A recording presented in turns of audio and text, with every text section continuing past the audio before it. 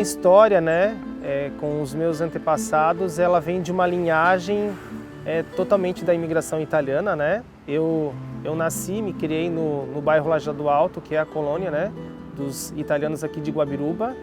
E a minha linhagem veio desde o Marco Stedley, do Innocente Ploteger, do Pietro Stedley e do Antônio Tedesco, que foram todos imigrantes que vieram em 1875, né? Eles contavam muito pouco, né? Porque antigamente, na época deles assim, eles eram muito fechados, sabe? Eles não eram que nem hoje em dia, né? Que a gente é mais aberto com os filhos da gente, né? Eles eram mais fechados, então era dificilmente eles contar alguma coisa. Às vezes eles contavam uma coisa assim do pai, da mãe, né? Mas dificilmente, né? Eles contavam um pouco. A minha avó que mais falava. Falavam que os velhos que vieram de lá, vieram de navio, ficaram muito tempo no navio para chegar. E contavam um pouco da chegada dos velhos aqui. Eram muito pobres mesmo. O meu bisavô veio da Itália, a minha bisavó também, e os avós nasceram aqui. Nós, na verdade, estamos celebrando e vamos celebrar os 150 anos de uma imigração que, na verdade, não é italiana, mas tirolesa ou austríaca. Aceitei como uma forma de revisão. Eu penso que deve ser uma oportunidade de todos nós fazermos uma revisão dessa celebração. Na verdade, essa imigração que nós temos em Guabiruba e também em Nova Trento, ela é uma imigração de fala italiana, mas ela é uma imigração que vem de um tempo em que aquela região pertencia ao Império Austro-Húngaro e assim pertenceu até o final da Primeira Guerra Mundial. A região de Trento, de onde vieram os imigrantes, pertenceu à Áustria até 1921. Desde 1363, por quase 600 anos austríacos, o passaporte austríaco. Então, é mais tempo que a história do Brasil. Então, nós não podemos, de fato, celebrar isso como imigração italiana simplesmente. Então, imigrantes tiroleses, pertencentes à Áustria, de língua italiana, que depois passou a pertencer, em 1921, oficialmente à Itália. Mas é muito claro, tá? Muito claro que o que nós temos aqui é uma colonização do Tirol, né? Então, a época ocupada pelo Império Austro-Húngaro, porque era uma região que tinha um mix de pessoas de fala italiana e também de fala alemã. Porque além de pertencer ao Império Austro-Húngaro, aquela região recebeu no passado imigração alemã, que persiste lá até hoje e que veio para cá também. Então, quando a gente vai observar alguns sobrenomes, a exemplo de um dos que nós temos aqui, Comper, por exemplo, esse ER no final, ele indica que a origem, na verdade, é germânica. Então, nós temos aí um mix de composição originária. Depois da Primeira Guerra, quando o território foi anexado à Itália, o nome mudou mudou. O Velho Tirol passou a ser Trentino Alto Adige. Então, e houve uma política de repressão muito forte, de modo a cancelar também, digamos assim, a história verdadeira, o passado com a Áustria. Os nossos imigrantes eram de uma região central de Trento, não eram de vales distantes, aldeias. Os que vieram para o Lajeado eram de uma faixa próxima de Trento, da sede. Mas mesmo assim, muito tangida pela pobreza e pela penúria. Não dava para sentir tanta felicidade deles. Eles estavam vivendo.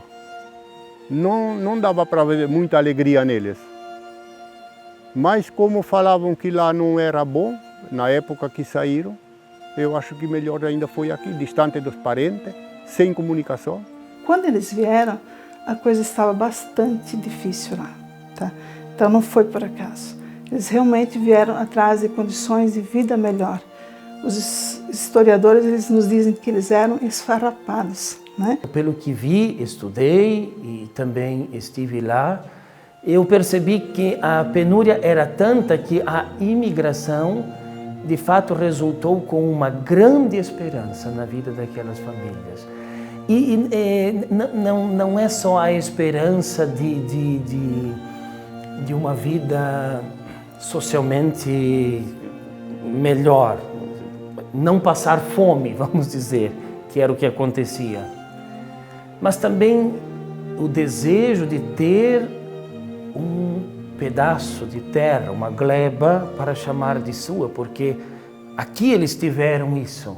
E o Brasil enganou muitos imigrantes aqui e acolá, mas o pedaço de terra eles tiveram.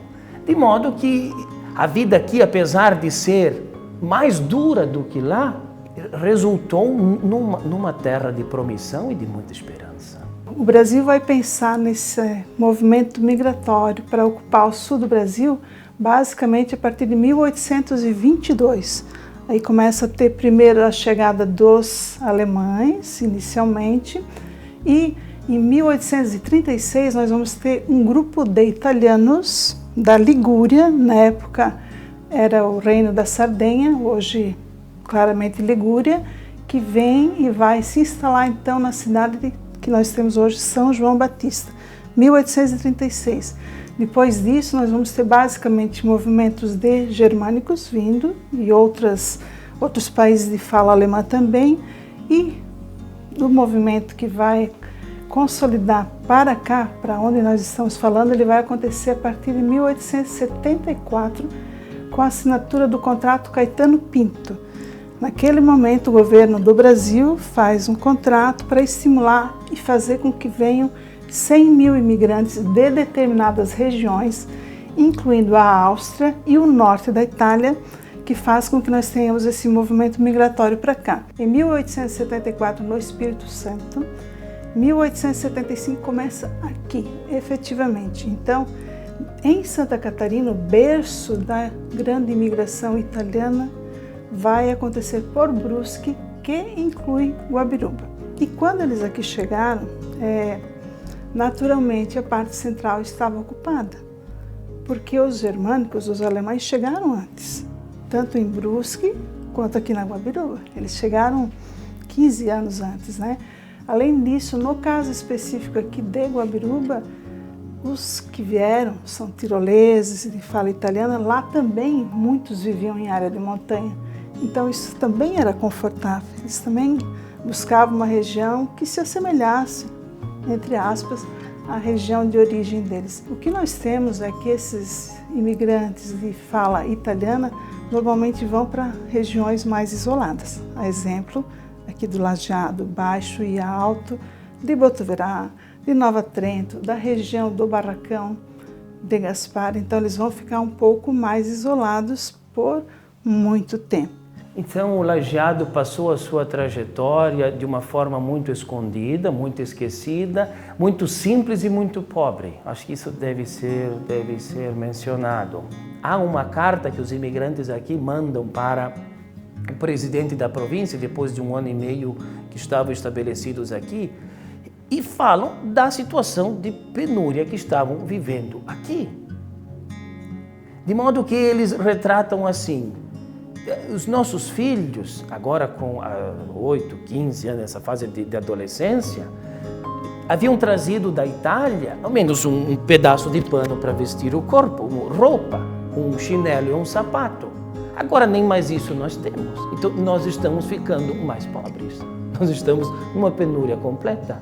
E o senhor, respeitosamente, pedimos, mande dois visitadores ao Lajeado para verificar, constatar a situação das famílias, como nós estamos. E se isso não for possível, pedimos, por favor, que nos coloque no local onde desembarcamos, para ver o que nós vamos fazer.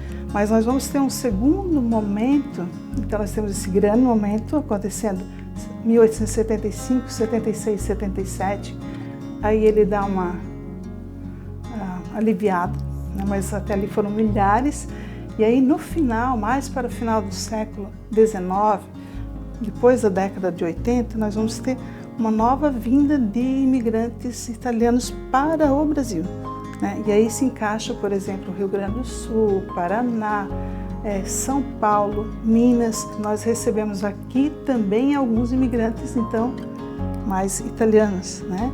E esses que vão chegar tardiamente, de forma geral, eles vão se inserir em regiões ocupadas pelos alemães. E aí, como exemplo de Guabiruba, nós podemos falar da Rua São Pedro. Eu acho que tudo isso, nesse tempo que nós vamos viver do sesquicentenário, faz a gente refletir. Eu acho, historicamente, precisamos de uma correção. Uma correção, uma imigração austríaca, uma imigração dita tirolesa, de língua italiana. E era isso que eu ouvia dos antigos. Nós somos tiroleses. Não diziam italianos puramente, tiroleses.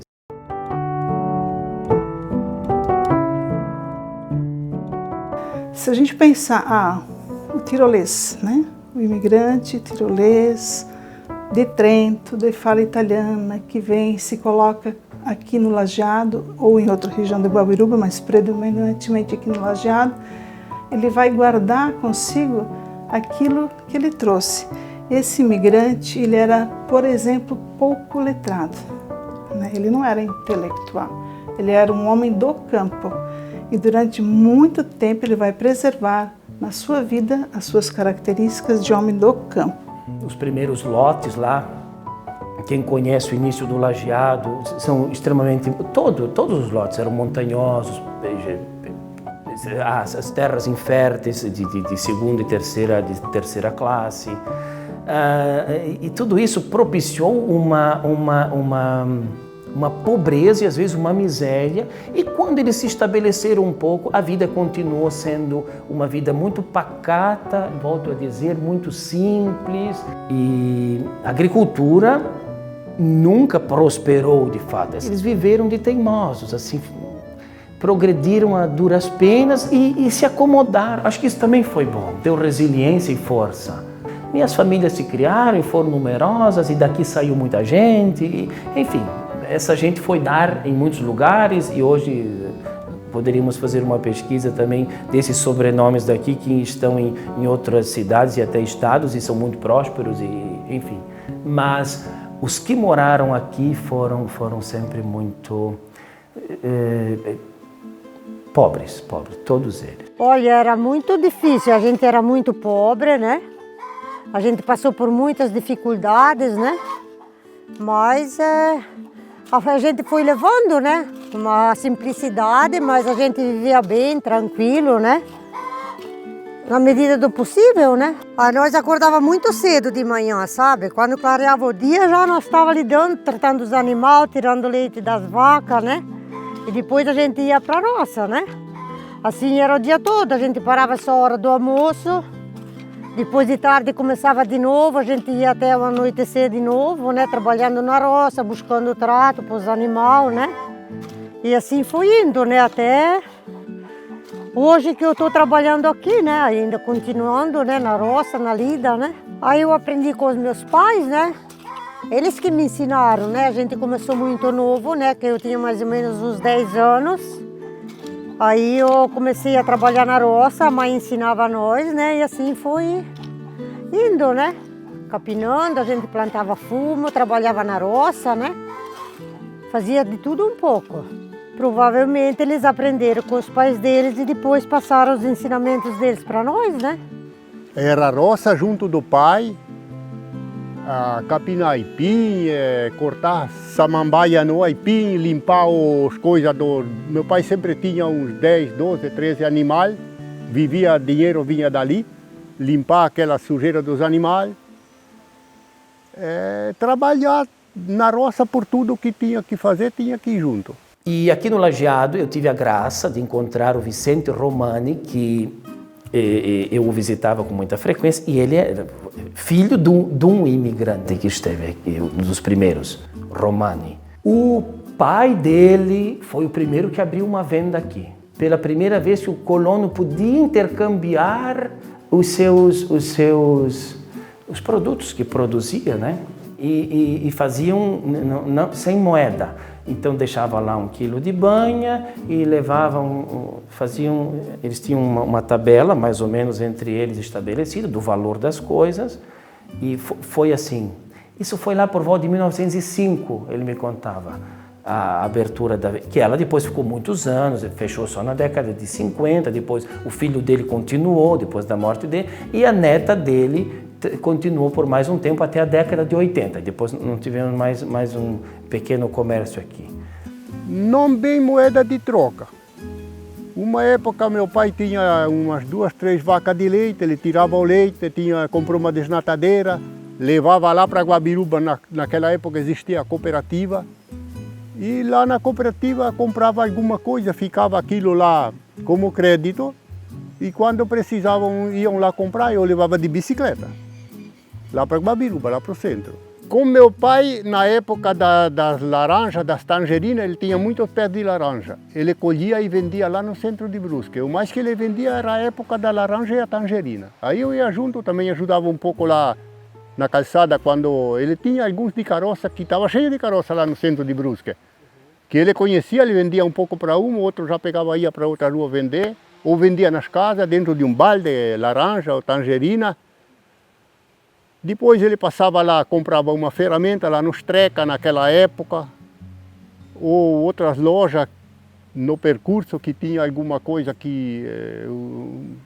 de comida, às vezes pouca coisa, porque não gerava muito dinheiro, ou às vezes comprava uma roupa longe uma vez da outra. Não era todo mundo igual, não tinha trabalho, muitos iam trabalhar, cortar madeira de machado lá para o faxinal, que eles falavam, ficavam a semana toda lá. Não tinha trabalho para ganhar um dinheiro. Quase todo mundo vivia nessa depois de que eu tinha 20 anos. Nós botamos estufa de fumo e fomos trabalhando no fumo que dava um dinheiro um pouquinho melhor. Não tinha como querer trabalhar fora, não tinha trabalho. Eu acredito que os italianos, por mais que eles tenham ido para aquela região, principalmente, né, do Lajeado Alto, que é uma região mais pacata, digamos assim, né?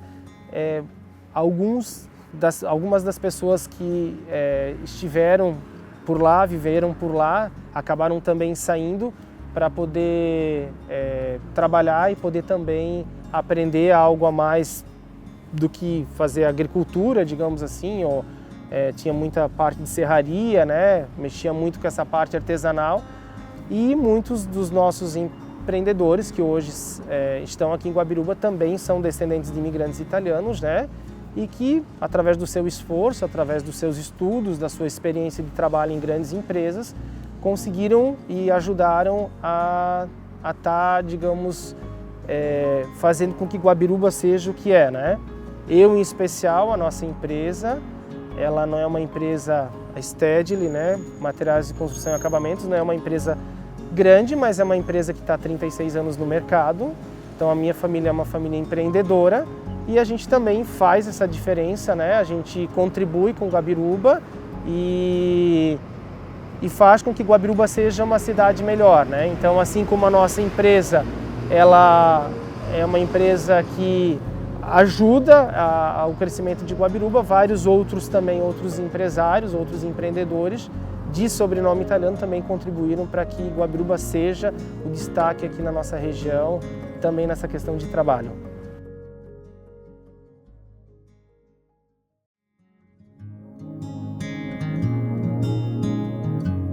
O Lajeado sempre foi um lugar, eu considero esquecido, esquecido totalmente, por vários motivos.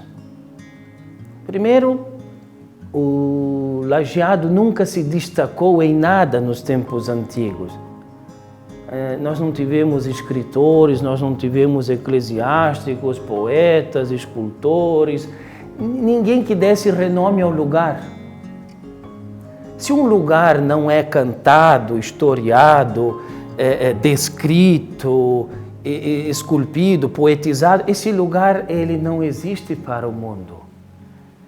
Tudo foi de forma muito, eu volto a dizer, cotidiana. O Lajeado, a pátria dos que moravam aqui naquele tempo, tão distante de tudo, sem informações, nenhuma assinatura de jornal. A primeira assinatura de jornal aqui no Lajeado só chegou na década de finalzinho de 40, início de 50, quer dizer, pátria, o país do imigrante, e eu falo aqui especificamente, é a gleba de terra, ali ele tinha o que precisava para viver, os seus pensamentos estavam circunscritos àquilo, e claro, a sua comunidade, a igreja, o cemitério, a escola, enfim, toda essa outra parte que fazia parte da vida social, mas circunscrita à própria comunidade, de modo que não verificamos com casamentos e a proximidade, eu acho que não seria o caso,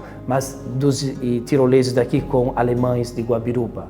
Eles faziam tudo a pé, iam a Brusque a pé, voltavam, transitavam então em meio a essas linhas alemãs. Não acontecia, quer dizer, o nosso mundo, a nossa vida.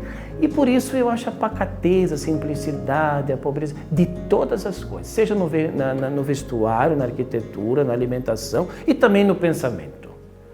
Então, o nosso povo daqui também tem um pensamento, eu penso muito tacanho, muito pequeno, e eu me incluo. Por quê? Acho que as montanhas limitam o nosso pensamento. As famílias foram nascendo os filhos, os netos.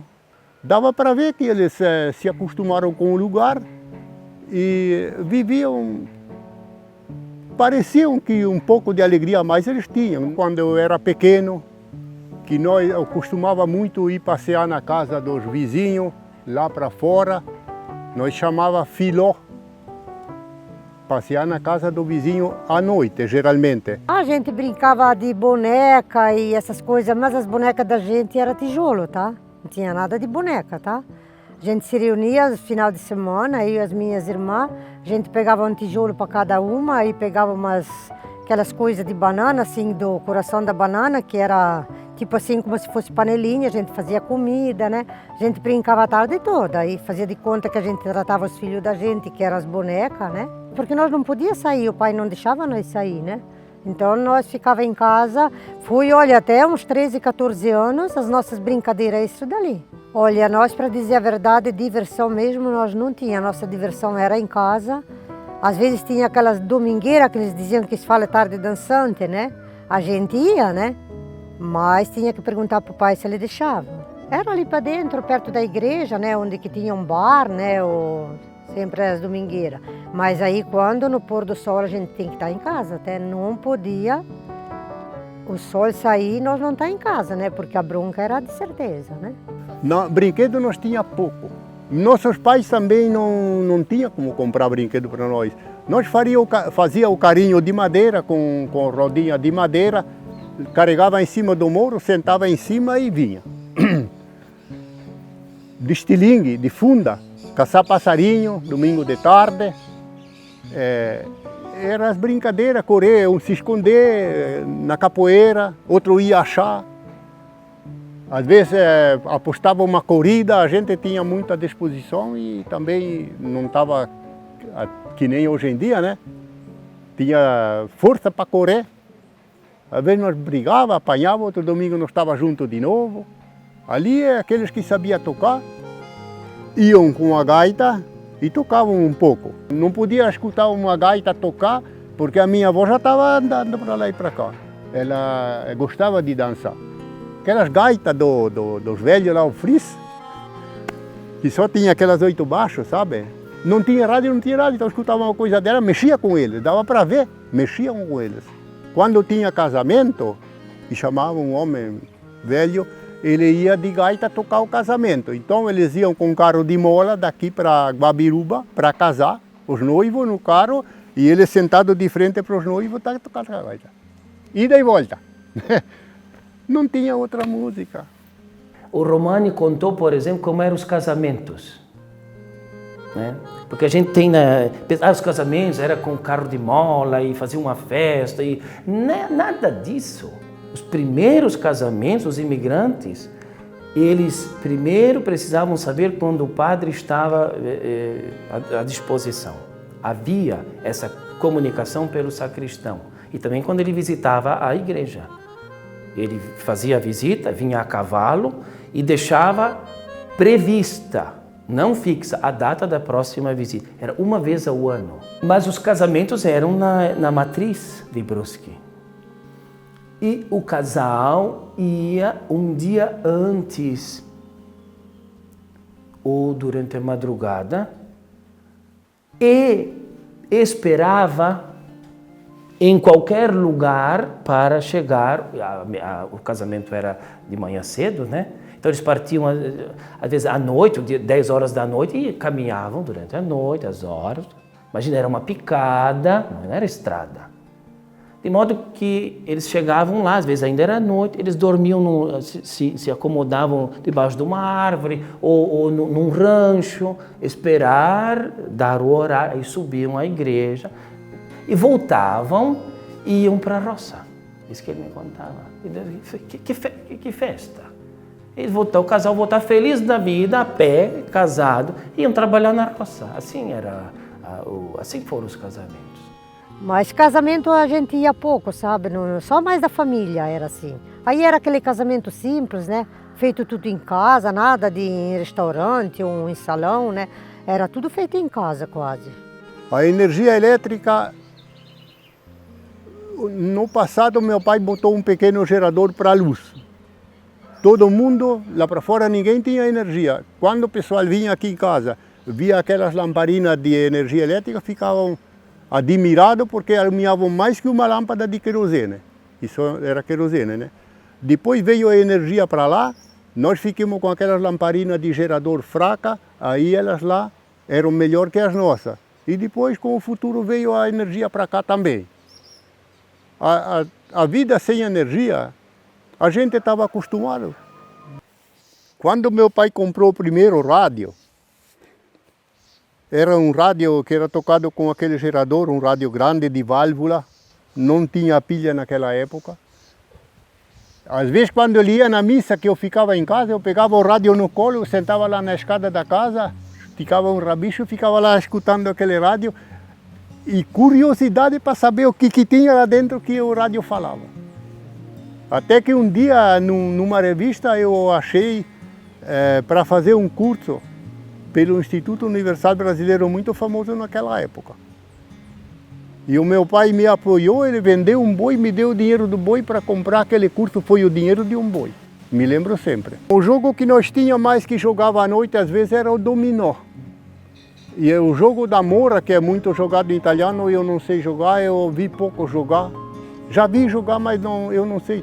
Mas eu sei como funciona, mas eu não sei jogar. Naquela época quase não jogavam. Comecei a ver depois quando faziam uma apresentação numa festa italiana ou num caso desses. Senão não se via jogo da moura quase. Se ficasse doente era chá, era remédio caseiro, até quase na última hora. Depois pegava a carroça e o cavalinho, que nem carro não tinha aqui na região. Pegava o cavalinho e se deslocava até achar um carro lá para a Lajeado Baixo. Uma vez aconteceu que me deu uma cólica muito forte, me levou até lá embaixo no Lajeado Baixo, ali no bairro Adventista, tinha um homem que tinha um carro e dali me levaram lá para Brusque. Olha, nós, para dizer a verdade, quase não existia doença para nós, porque a gente na cama quase não podia ficar, porque a gente não ficava também doente que nem hoje em dia, né? Eu sei que uma vez eu cheguei a me machucar 2 vezes, mas não tinha nada isso de te levar no médico, tu tinha que deitar ali, ficar ali, esperar tu sarar. Nós era a base do chá e se curava em casa assim mesmo, né? Na gripe não ficava na cama. Isso se tinha sol, se tinha chuva, se era o dia do fumo ou na roça, nós tínhamos aqui a mesma coisa. Pé descalço, tá? Dias frios, geada, com os pés no chão, né? Que isso ficava, sabe, durinho o pé, né? Mas isso era a vida da gente, né? Olha, o que ficou melhor hoje em dia para a gente é o conhecimento que a gente tem no dia a dia, que a gente aprende, né? O aprendizado que a gente teve, né? Que a gente aprendeu muitas coisas boas, né? Mas eu tenho muita saudade do tempo que eu era criança, que eu era até pelo menos até os 14, 15 anos, que a gente brincava com uma inocência, né? De criança, né?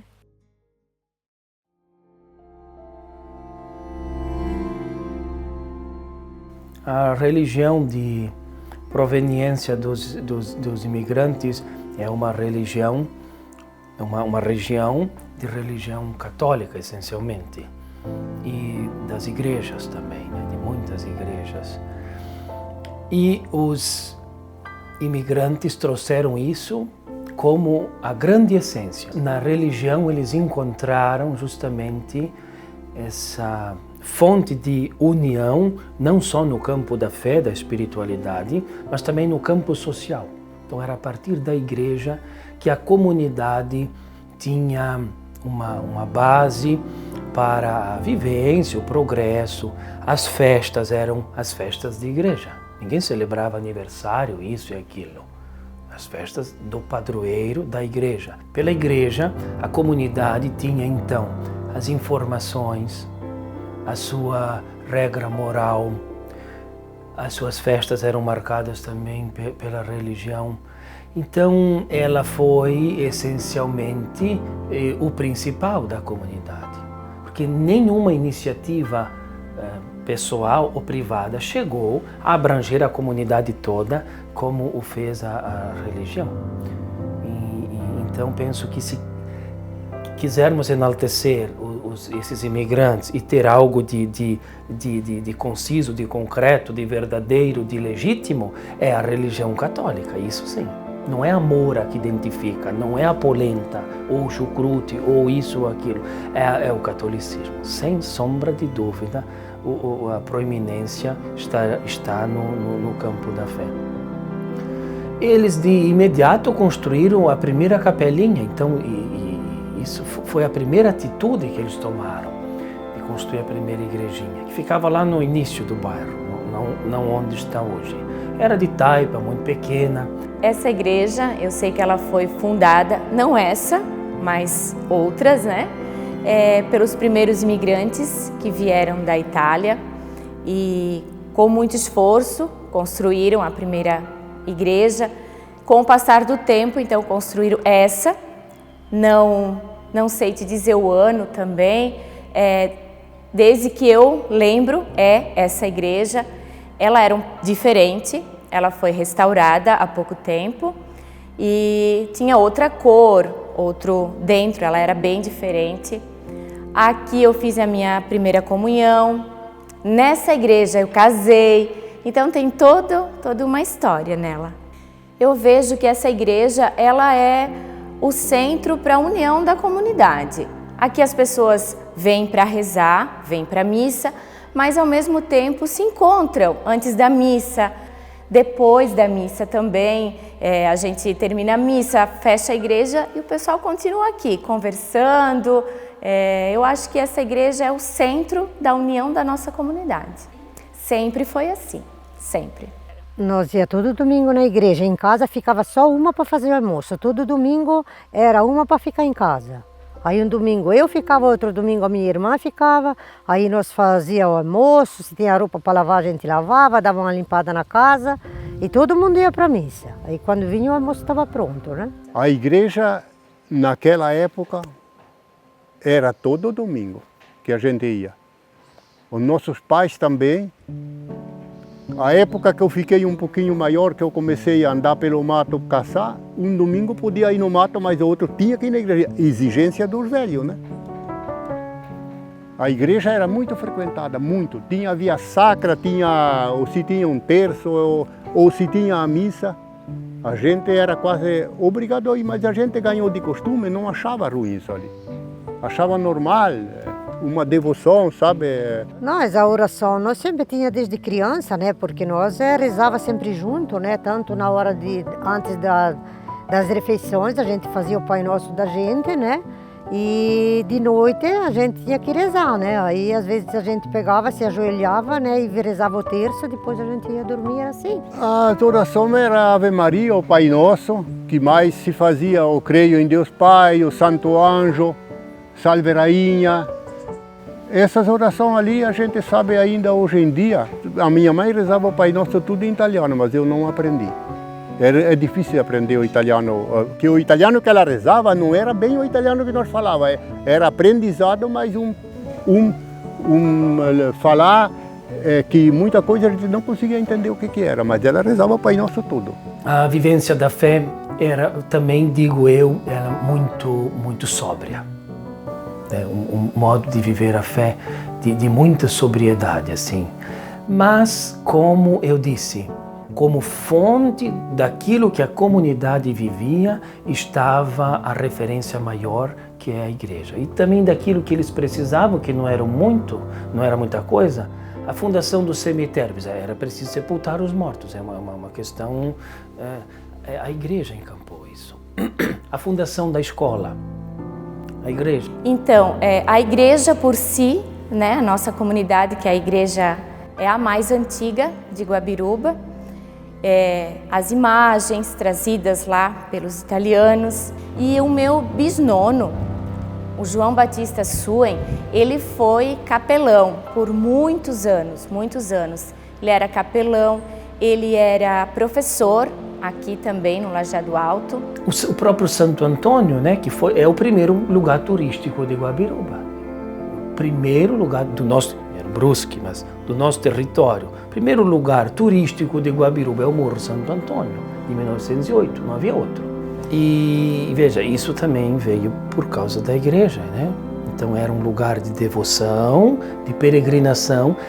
Naquele tempo não se chamava turismo, mas é um lugar onde as pessoas das cidades se visitavam. E não só assim, não pensar a instituição, assim, a hierarquia. Não, as próprias pessoas, os sacramentos marcavam ritos de passagem na vida das pessoas, concretamente. Depois do batismo, bom, ali há um rito de passagem social, não é só no campo religioso. A primeira comunhão, o casamento, enfim. E isso tudo é preponderante. A minha mãe era catequista, então antes de eu iniciar a catequese, eu já vinha na catequese com ela. E já começou essa paixão pela igreja, porque até me emociono, desculpa, mas assim, eu faço com muito carinho. O que eu faço assim é de coração. Eu amo estar aqui, eu amo participar. Então, se a comunidade do Lajeado Alto começou, viveu, progrediu, resistiu, se alegrou, amou, odiou e perdoou, foi por causa da fé. Então, isso foi de fato a mola propulsora da vida nesta comunidade. Eu não tenho a menor dúvida. Quando está vindo uma trovada muito feia, muito vento, que a gente percebe assim que não vai ficar. Tem uma pessoa da comunidade que vem e ela toca o sino, um toque daí diferente que ela sabe tocar e simplesmente assim a trovada se espalha. Chove, mas não aquela trovoada, aquela coisa feia que a gente sabe que ia vir com vento, com raio. Não, ela se espalha e parece assim que o céu se acalma com o toque do nosso sino e tudo fica resolvido. Eu aprendi desde pequenininha, né, que para a gente arrumar um namorado tinha que ir lá no Santo Antônio e bater o sino, né? Então, se batesse um sino, Santo Antônio daria um namorado. Pois é, ele me deu, né? Aí a gente casou aqui nessa igreja, eu e meu marido, e a nossa festa de casamento foi lá no Santo Antônio. E eu percebo que desde criança tem algumas coisas que não mudam, que é sempre igual. Eu venho para a missa, a gente toca o sino igual antigamente.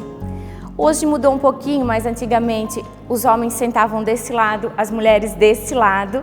Hoje em dia ainda acontece, não mais tanto, mas ainda acontece. E esse amor, essa devoção, né, do coração que veio lá dos nossos imigrantes italianos, muito devotos, né, muito religiosos, e isso continua até hoje. Até hoje eu vejo, eu percebo que continua essa religiosidade muito forte aqui na nossa comunidade.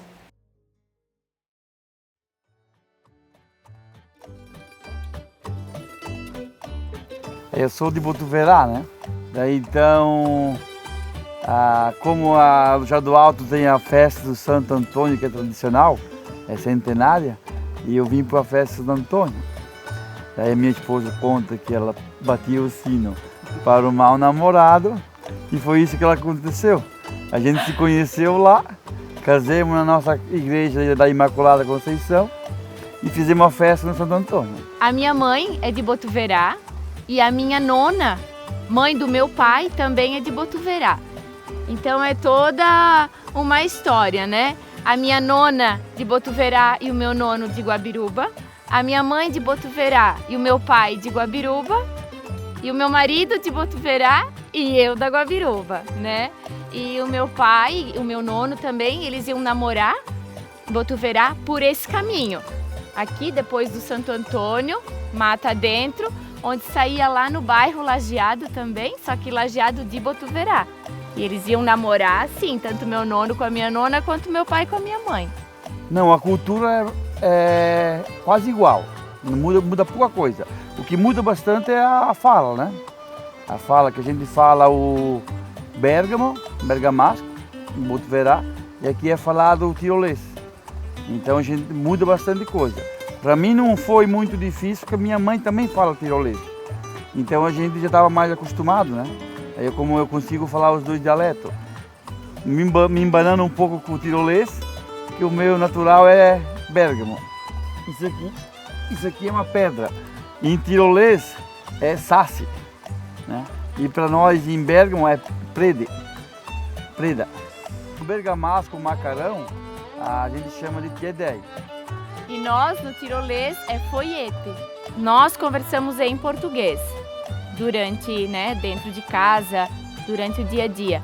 Claro, às vezes a gente fala, ele fala no dialeto dele, eu no meu, mas como eu falei, a minha mãe é bergamasca também, então desde pequenininha eu escuto esse dialeto. Então eu entendo tudo, só não sei falar, mas eu entendo. Então ele fala o dele, eu falo o meu, e a Luísa fica nesse meio termo. Mas o meu pai, o nono dela, conversa bastante em italiano com ela, então ela já sabe algumas palavras, né? Às vezes a gente fala, ela já assimila, é isso, porque o meu nono me ensinou assim. E futuramente eu penso em colocar ela num curso de italiano, já com a língua da italiana, a língua correta, oficial, né? Não mais o nosso dialeto, para um dia ela já poder viajar para lá e já saber a língua, já se virar bem, né? Quando os nossos imigrantes chegaram, isso das diversas etnias, eles tinham o seu dialeto. Isso atualmente é muito difícil de manter. Então, o que a gente consegue hoje? É possível ensinar a língua oficial daquele país, nesse caso aqui do italiano, porque é muito importante você conhecer outras línguas. E a Itália, por exemplo, ela valoriza muito o saber a sua língua. A Itália ela tem oportunidades, mas precisa saber da língua. Eles ainda valorizam muito a língua pátria, né? Embora tenham os seus dialetos. Então, o caminhar realmente vai ser pela língua oficial. Eu cheguei a conversar com um senhorzinho de uns 90 anos, no hotel lá na Itália, lá em Trento, né? E ele conversando comigo, ele falou que ele estava voltando ao passado com uns 12 a 14 anos dele. Porque a gente veio de lá para o dialeto, e lá se modificou e aqui continuou o mesmo.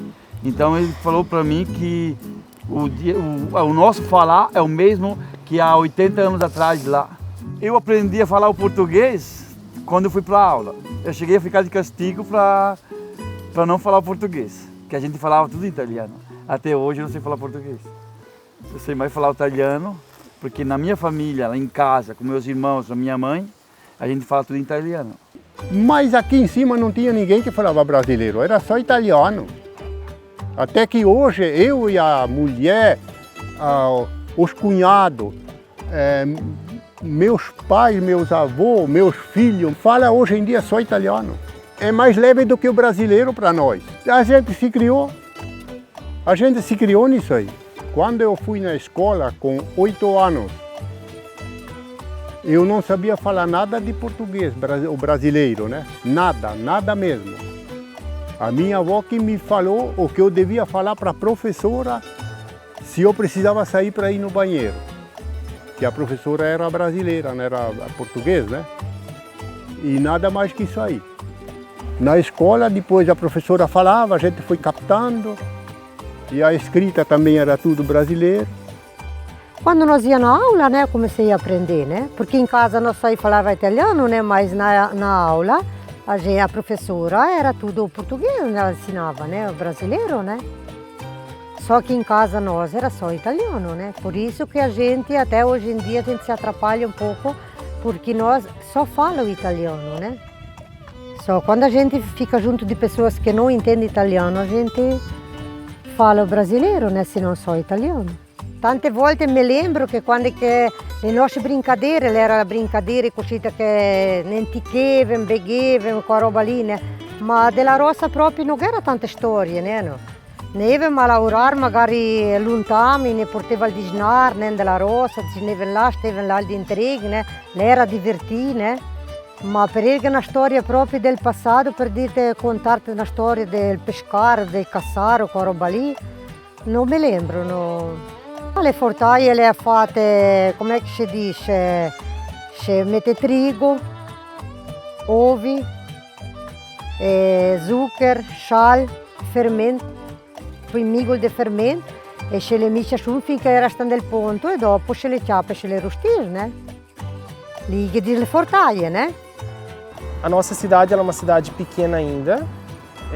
A gente consegue, como sociedade, repassar muitos valores, muitas tradições para as próximas gerações, porém a língua ela já está se perdendo, então uma das principais preocupações da nossa associação, do próprio círculo, de todos os círculos do governo italiano, é que a gente tenha professores formados, né, para poder ensinar a língua oficial, não o dialeto, porque o dialeto ele serve mais para questões culturais, mas sim a língua oficial para servir para o mercado de trabalho, para servir para pesquisas, intercâmbios, né? Então essa é um grande, digamos assim, hoje desafio perante ao governo italiano e que eles vêm buscando, né? A própria Unifeb vem buscando um curso de italiano, né? Para que possa formar professores, para que sim os professores eles possam depois difundir a língua oficial. E a gente precisa fazer o resgate. E aí, quando a gente vai fazer o resgate, a gente não vai conseguir fazer o resgate do pequeno, que é o dialeto. O resgate necessariamente vai ser possível pela língua oficial do país hoje.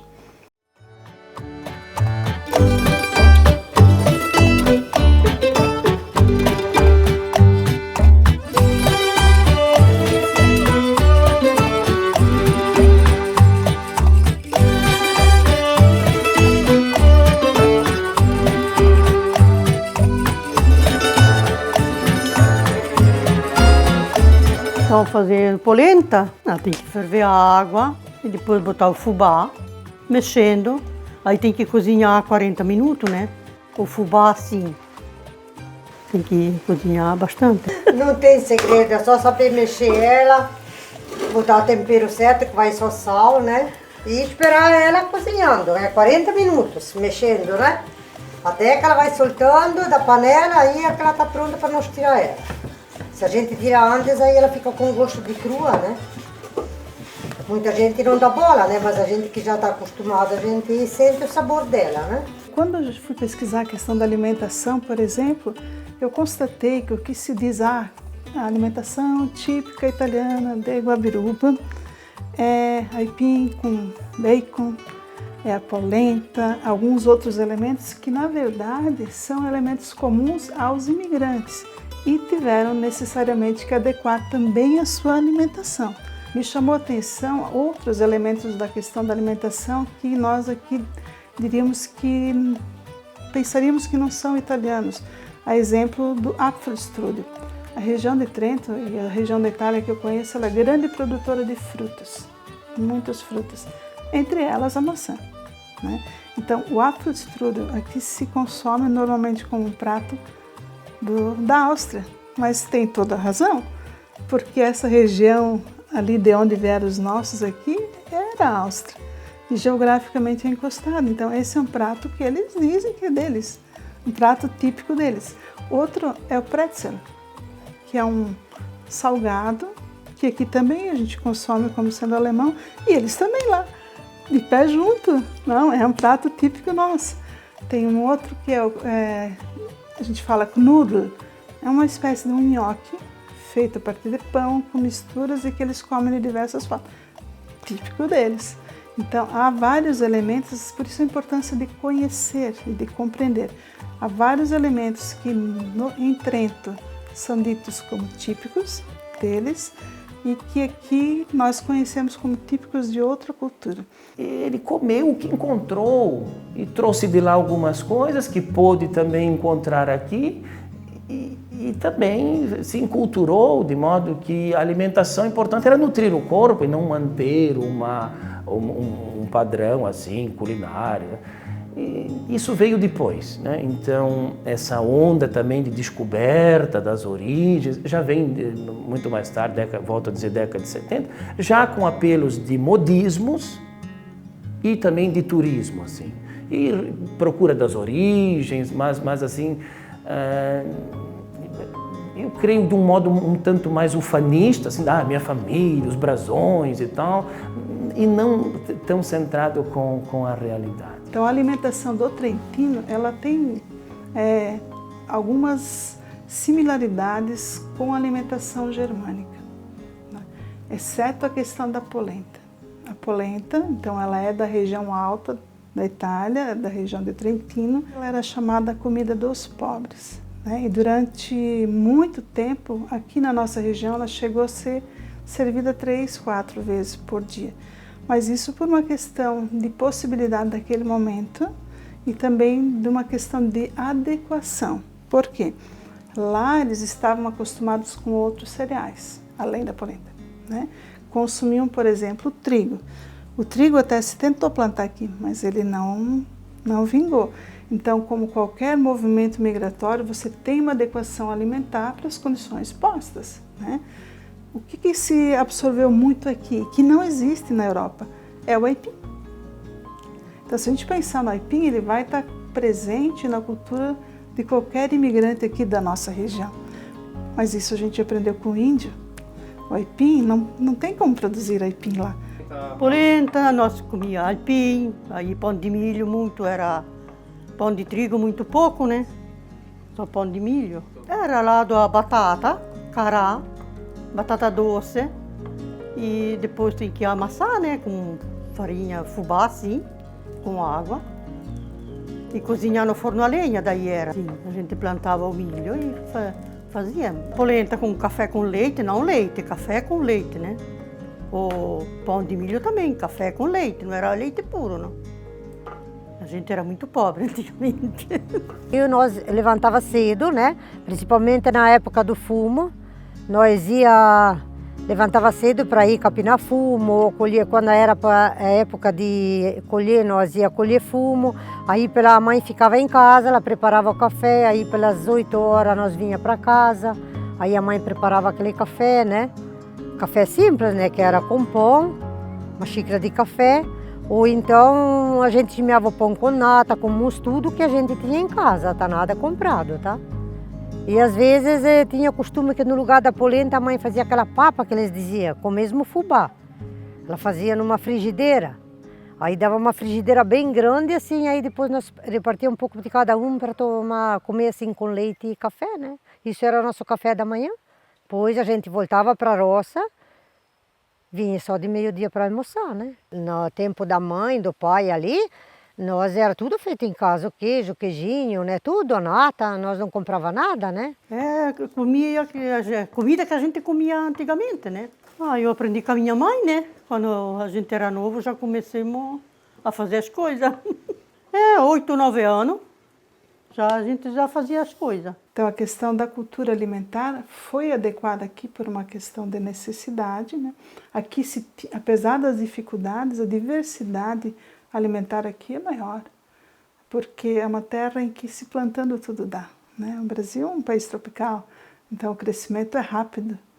Você teve as suas dificuldades, não tinha dinheiro, né? Aqui não se tinha, de fato, dinheiro espécie, era muito na base da troca, mas, de forma geral, você criava galinha, né?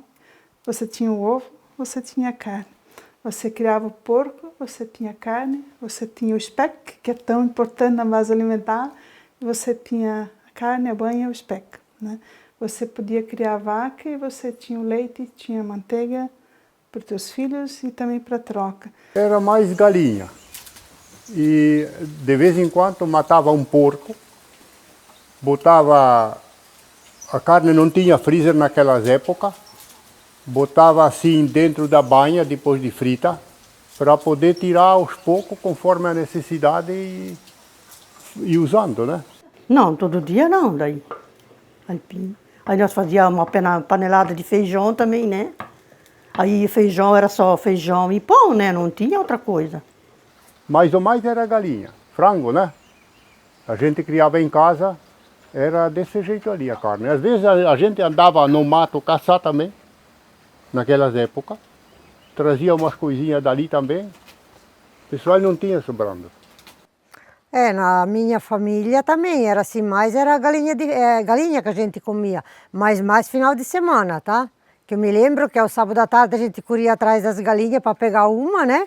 Aí a gente matava, pendurava fora, assim, tinha um prego fora da janela para escorrer, né?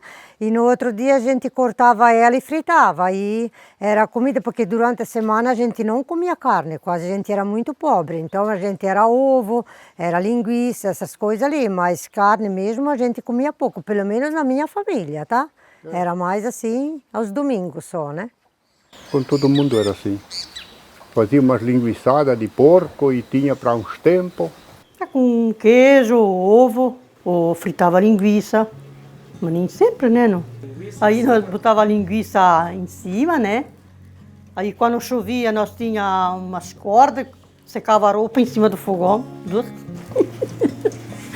Criava gado também, mas o gado que criava era a vaquinha do leite, era um boizinho para poder vender e fazer dinheiro, que não tinha quase trabalho, nossos velhos quase não tinham trabalho para trabalhar e ganhar o dinheiro.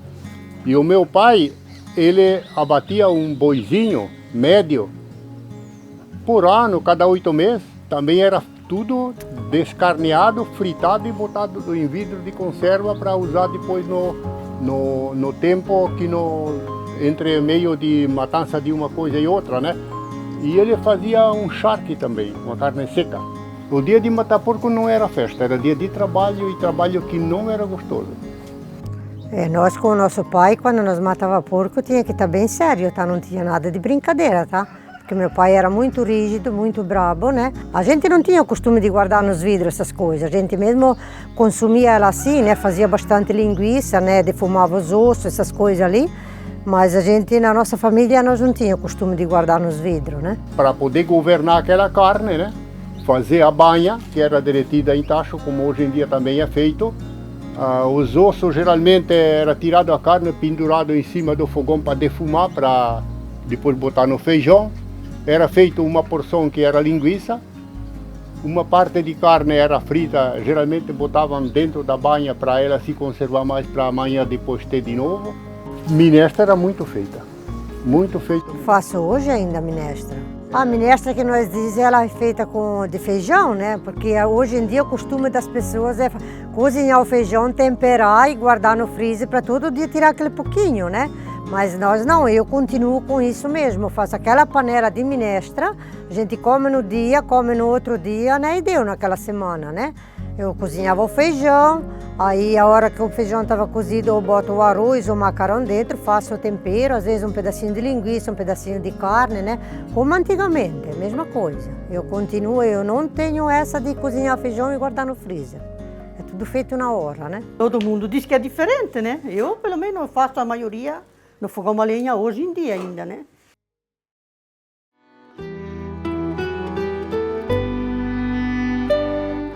O imigrante, ele mesmo fazia as suas ferramentas, os seus utensílios, as coisas que precisava, de uma forma muito rústica. O armário era um sarrafo com tarugos, e ali se pendurava a roupa, tá feito o armário.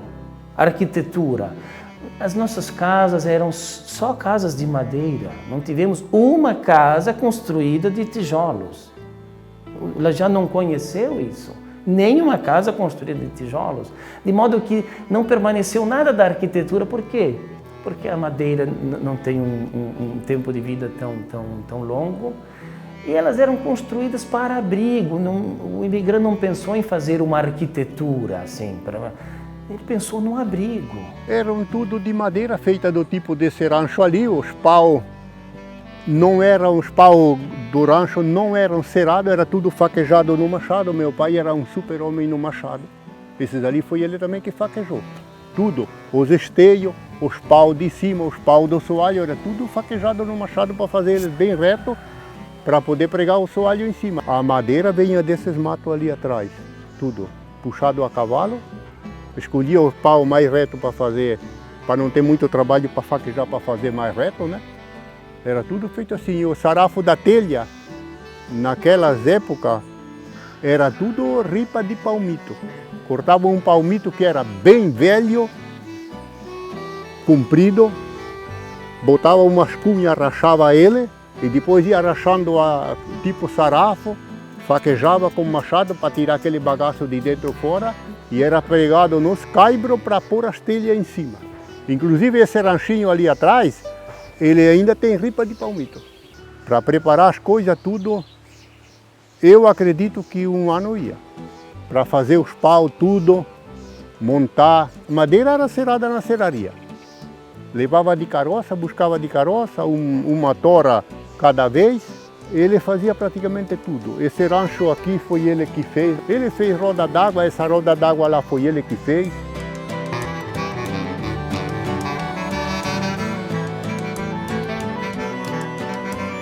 Isso é um moinho de moer milho para fazer fubá, para fazer polenta. Isso meu pai mandou fazer faz mais ou menos 60 anos que ela está com nós, feita nova. Ali dentro tem duas pedras, que uma está parada e a outra vai rodando. E o milho entra pelo eixo e lá dentro ele é esmagado, saindo lá embaixo, e tem a peneira que vai peneirando. O pessoal tinha muito aqui no lugar essas máquinas aqui, chamadas de tafona, a tafona, para poder fazer o fubá, porque o deslocamento era difícil para ir para baixo, que também lá para baixo acho que nem tinha. Tinha algumas tafonas aqui no Lajeado Alto. Quem tinha uma água na moradia que podia tocar, fazia uma roda d'água de uns 3 metros, 4 metros de diâmetro, aonde que eles podiam tocar a tafona, moía para a família, e os vizinhos que não tinham traziam o milho para moer, cobravam um pouco lá para poder moer, para eles terem o fubá para fazer o pão de milho e a polenta, que era uma alimentação muito usada no passado. Na época que não tinha quase trabalho, o meu pai fez caixão de defunto, que aqui não tinha funerária para trazer um caixão pronto, então tinha outros homens que faziam. Uma vez o meu pai pegou para fazer. Quando morria alguém, eles pegavam, media o comprimento do corpo deitado, traziam um barbante geralmente, e pelo comprimento do barbante a gente fazia o comprimento do caixão. Eu ajudava ele na época. Os caixões eram feitos em casa de alguém meio fajuto, mas plainado, uma pintura de tinta rápida. O meu pai fez um pouquinho de tudo. Se esse homem estivesse morando onde tinha comércio, ele deixava um nome, porque ele imitava muita coisa. Ele tinha o sapato, quem tinha sapato ou bota, era tudo com preguinho, não era nada de costurado. O meu pai pregava aquele sapato, arrumava, consertava. Nós ganhávamos uma muda de roupa final do ano. Quando o pai acabava a safra do fumo, né, ele recebia aquele dinheirinho, ele levava nós para comprar uma muda de roupa para cada um. Isso tinha que dar para o ano todo, tá? Não tinha essa que todo mês te compra, não. E a gente se proseava, né? Quando tinha aquela roupa nova, a gente ia com toda a prosa, né? Na missa, por aí, né? Durante a semana eram as coisas, roupa de roça, né? Aquela roupa de domingo ficava guardada para outro domingo, né? Ou quando a gente saía, poucas vezes que a gente ia para Brusque, porque o Abiruba naquela época não tinha praticamente nada. Então botava aquelas roupas da missa, ou um pouquinho mais passada, né?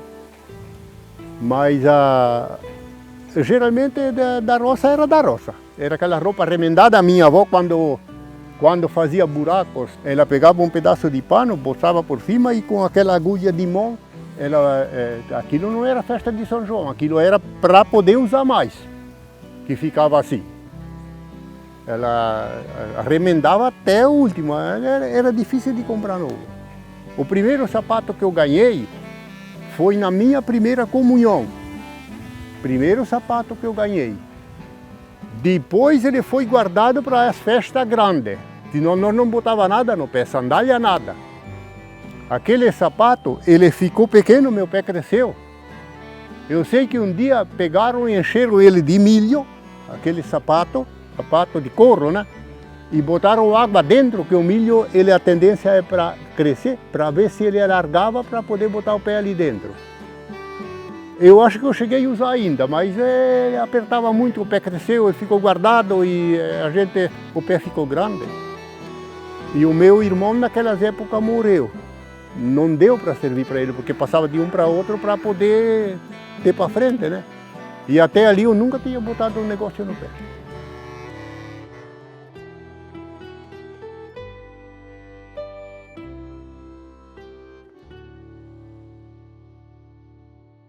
Esse traje que eu estou utilizando hoje aqui, ele é um traje trentino, de uma comune que se chama Castello Tesino, lá da região de Trento, na Itália.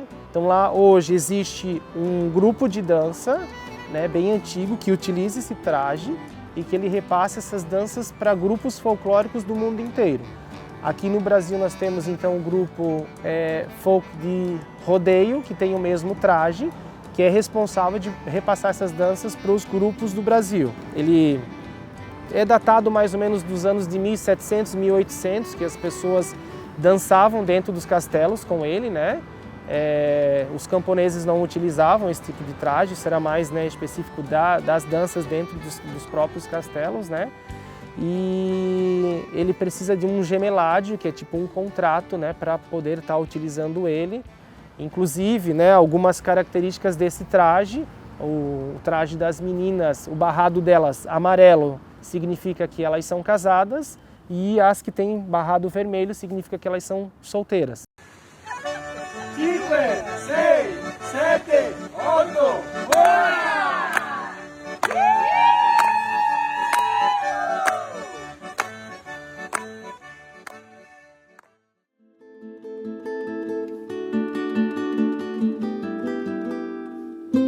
Na década de 80, quando Renzo Maria Grosselli esteve em Brusque fazendo pesquisa sobre os imigrantes tiroleses, trentinos e também italianos, enfim, que depois resultou num livro, né, Vencer ou Morrer, ele chegou aqui por acaso, ele já estava voltando para a Itália depois das pesquisas e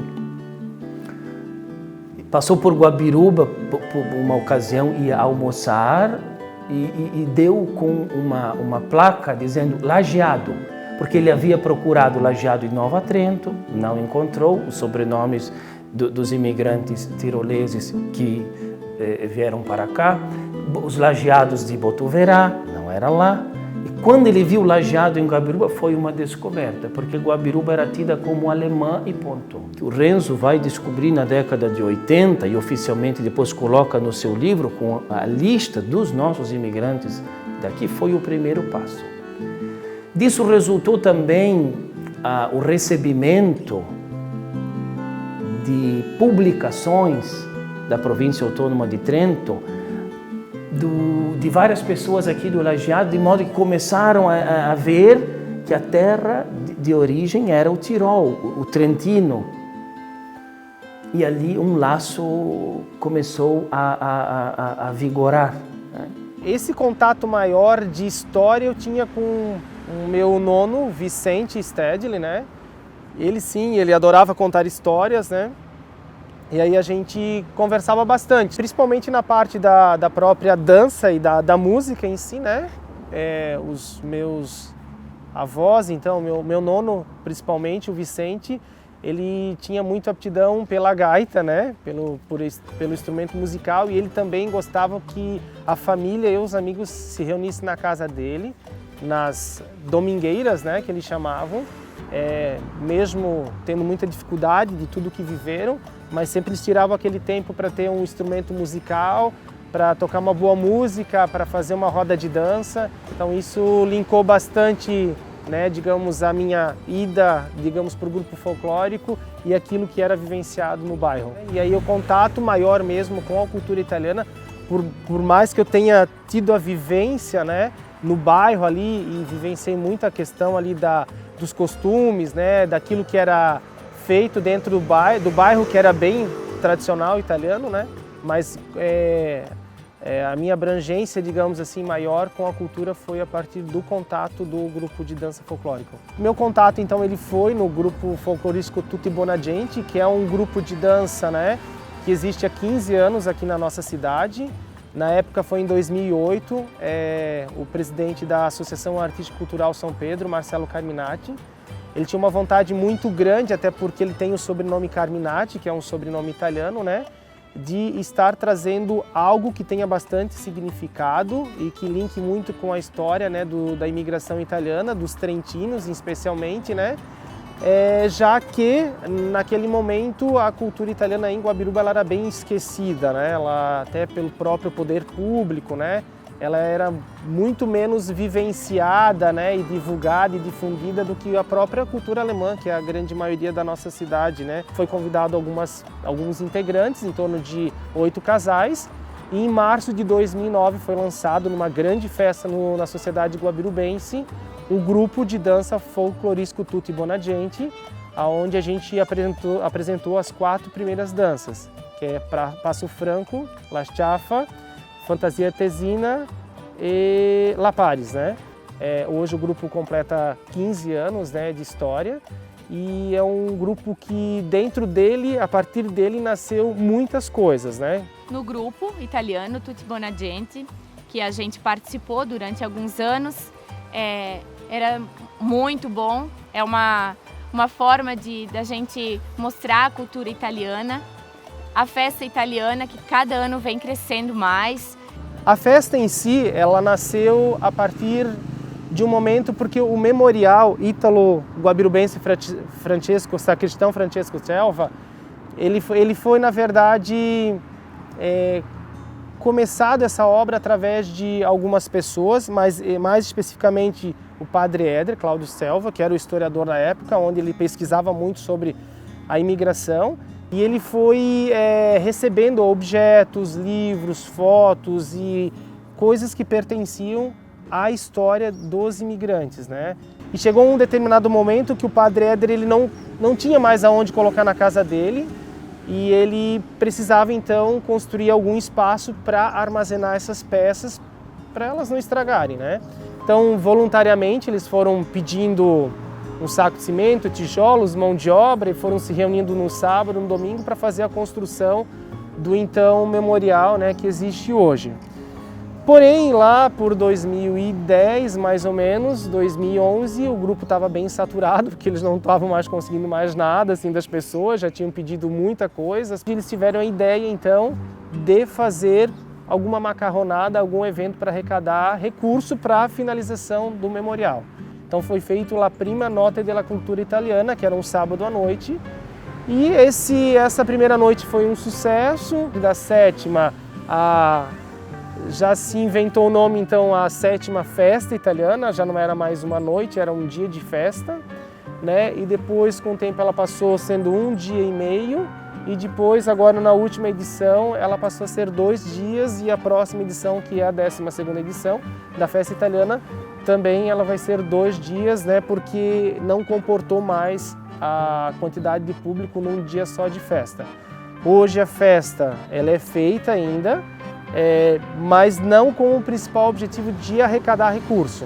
Até por ser uma festa cultural, ela não tem muito lucro, mas a festa, então, o principal objetivo hoje dela realmente é a gente poder trazer para aqueles 2 dias de festa um pouco daquilo que é cultural, né? E claro que todo o fundo arrecadado ele também ele vai para então a Associação Cultural Italiana de Guabiruba, que é quem cuida do memorial hoje, né? A nossa associação italiana ela surgiu informalmente, mais ou menos pelos anos de 2016, 2017, quando essas pessoas que cuidavam do memorial elas não tinham mais força para seguir. né? Então elas queriam que uma nova equipe tomasse a frente, mesmo que informalmente. Então a gente formou uma diretoria de 10 pessoas, informalmente, né? E tocamos os trabalhos, né? E dentro disso, então, a gente já tocou também os trabalhos da festa italiana, da sfilata e de tudo aquilo que é realizado culturalmente na Guabiruba até aquela época. Foi aonde que em 2022 nós então fizemos realmente toda a parte contábil, né, de contrato social, tudo direitinho, para que a gente também pudesse captar recurso público. E então a nossa associação hoje ela existe formalmente há 2 anos e meio, né? E dentro disso também nós tivemos em 2017 a ideia de a gente fazer um desfile, que é a Sfilata del Vino, para que a gente pudesse divulgar a festa italiana, né?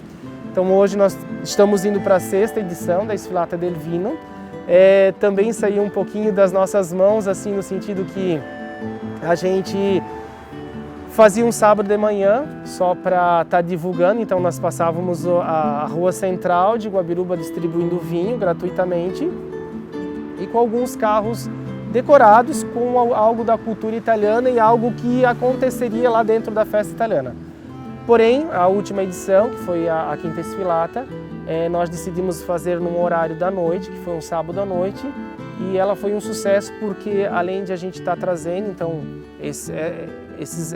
essas coisas que são os aspectos da festa, as famílias também se reuniram para desfilar e para estar apresentando algo que a família trabalhava ou era cultural da família, né? Então a gente conseguiu envolver também as famílias como uma forma de homenagear os imigrantes e especificamente no ano passado, então nesse ano, perdão, a gente conseguiu fazer como finalização desse desfile a maior pizza do Vale Europeu. Então, que é mais uma atração cultural da nossa cidade. O memorial, mais ou menos, ele em 2018, 2019, ele precisava receber um símbolo, que é o Caldeirão da Polenta, que foi através de um projeto meu cultural também.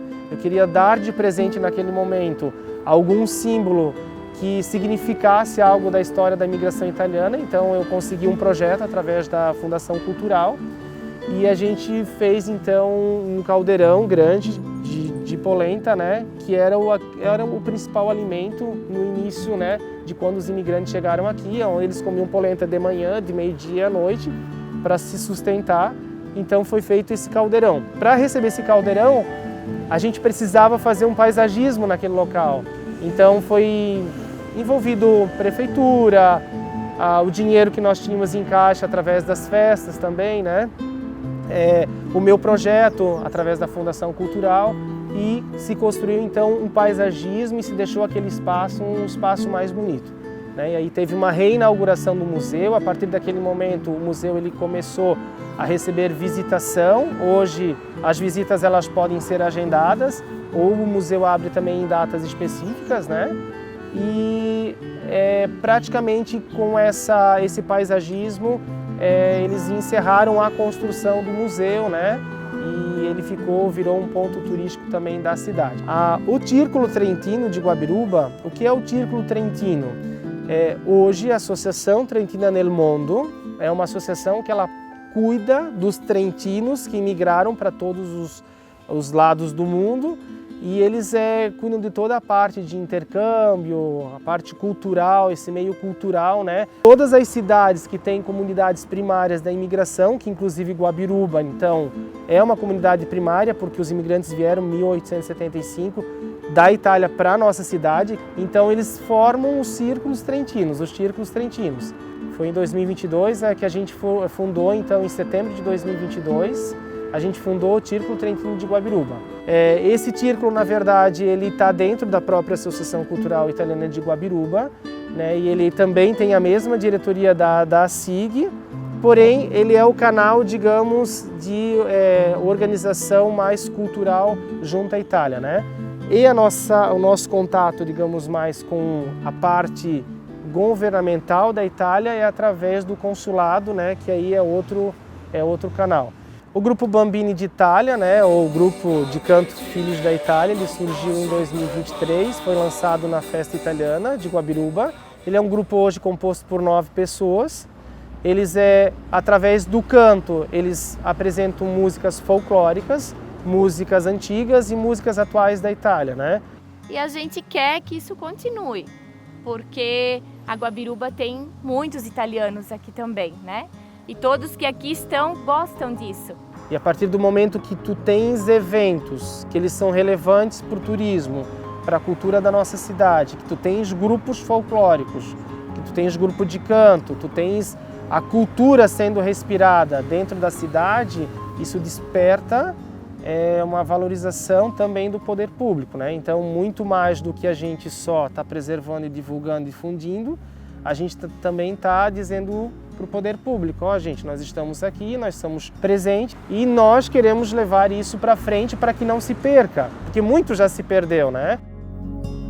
Então, só para concluir, né, eu gostaria de falar que esse trabalho todo da websérie, esse projeto, né, ele é um presente meu, então, para toda a comunidade guabirubense, para toda a comunidade também do Vale Europeu. É um trabalho minucioso, com uma equipe técnica fantástica, né? E que foi uma forma de presentear toda a comunidade guabirubense, já que nós temos poucos arquivos salvos, poucos arquivos gravados, digamos, da história da comunidade, da imigração italiana aqui em Guabiruba e da nossa região.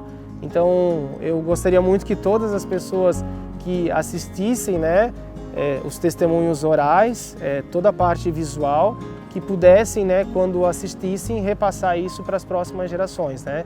Então é um presente meu para toda a comunidade, né? Só que ele tem que ser repassado, né? Ele tem que ser ensinado para as próximas gerações, para que a gente possa cada vez mais se orientar, né, da onde que a gente veio, para saber para onde que a gente vai.